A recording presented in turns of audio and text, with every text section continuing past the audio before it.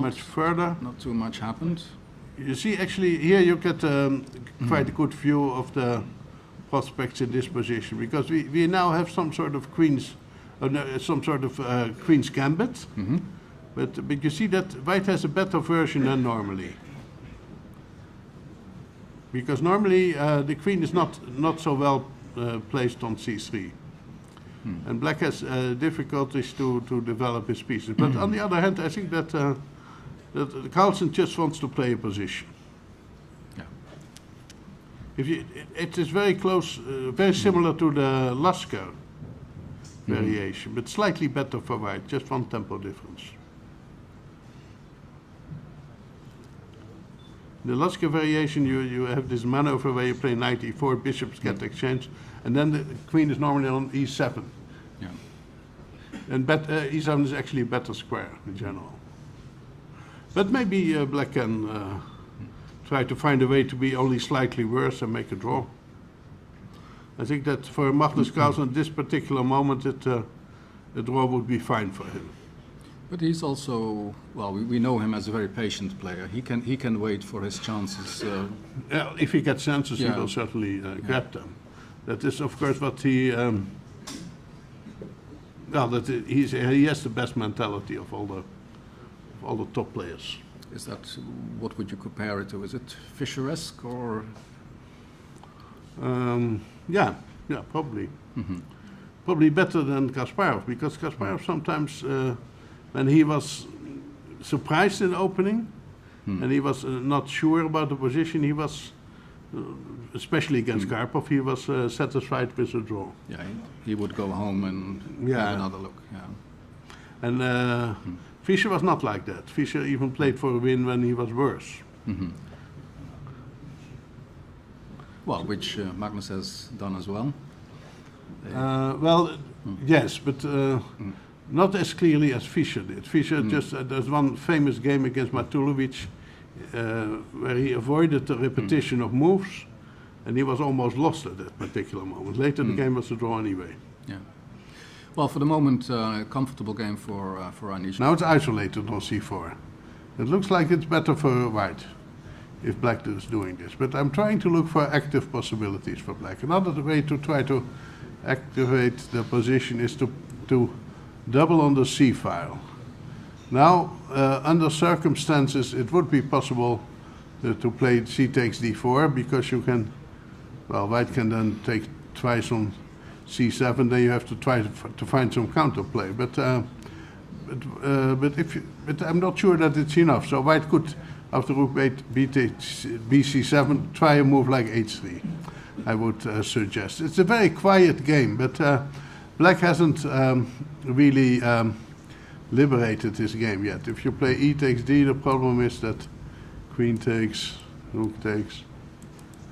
Oh, just I didn't get there.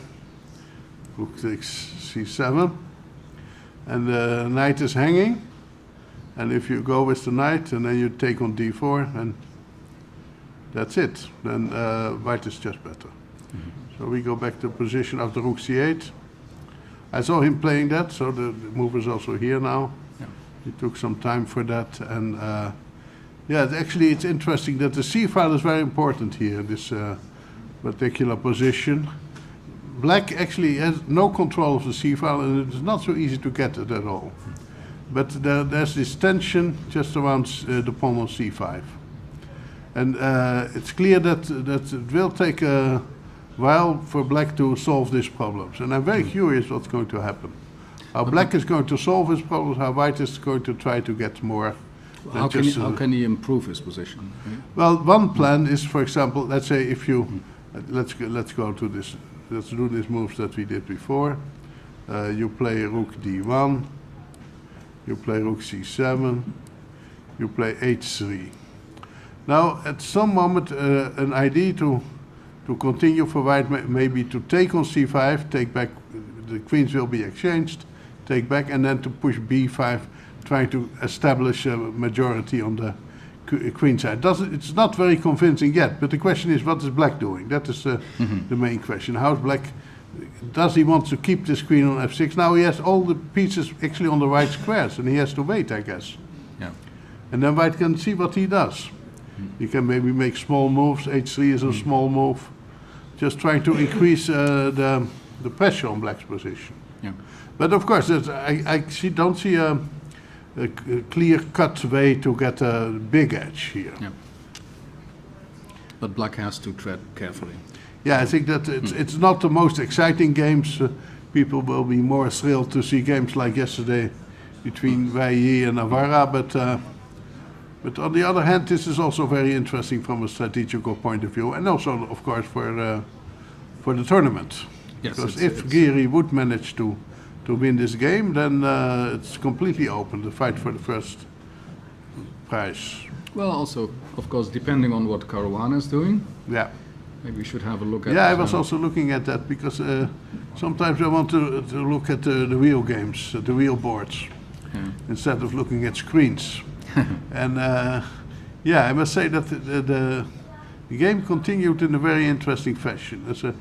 We stopped here, then Wei Yi was thinking for a while, and he didn't want to try knight takes bishop takes f3. I think white takes back with the pawn and is better then. Mm-hmm.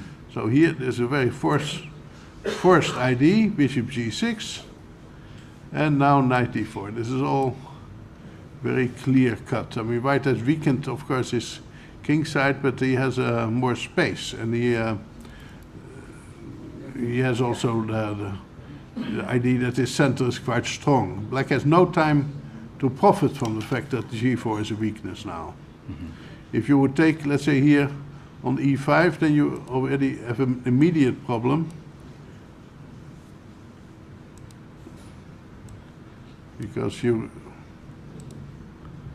get immediately f4 and knight has to go, and then you play f5 and the bishop on g6 has no square. So he had to do it differently. He had to put, but I don't trust it really.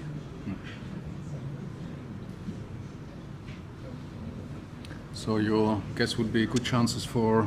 I like Caruana? white's position. Yeah, I think that Caruana has good chances, and he did probably very good preparation. Yeah. Maybe we should have a look at Giri Carlsen. Yeah, we go Apparently back to they've been Giri Carlsen. trading some pieces. Actually, Look at he this. got nothing. No. That is really disappointing. He didn't want to keep the tension for some reason. I don't know. I cannot really judge this because he played d takes c5, and now actually this is obviously nothing. It's very disappointing, I must say. I expected more from this opening, because now, of course, this game is not really that interesting anymore. Moving quickly now.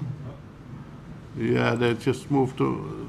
They probably want to reach move 30 and then agree to a draw. That's what I guess. I mean, this position, well, nobody is really trying to play for a win here. Very disappointing, this move they take c5, but maybe Giri didn't see anything better. So that might finish soon. Well, there were two of the players who didn't come here by bus but by private car, so they don't have to wait for the bus. Oh, not. But all players should be privileged in this way, yeah. There were three. There's three Jaguars that came from Wagense to here. And so let's say if, just give an example, if Luke is finished now with this game, can he take one of the Jaguars or not? What do you think? Not so sure.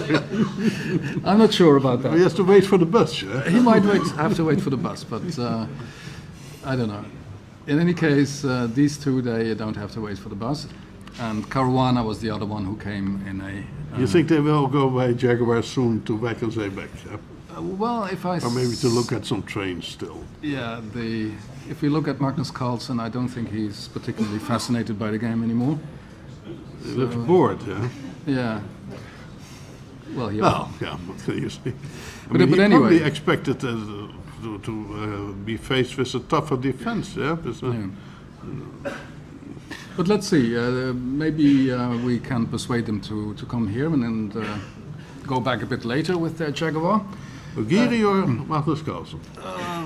We'll try our best. Somebody will explain us why this was not interesting anymore. And in fact, what I should say for the people at home is that, well, I've been doing this often, and most of the time people at home, they think that you're talking to a big crowd, and you're not. You're just talking to some empty room.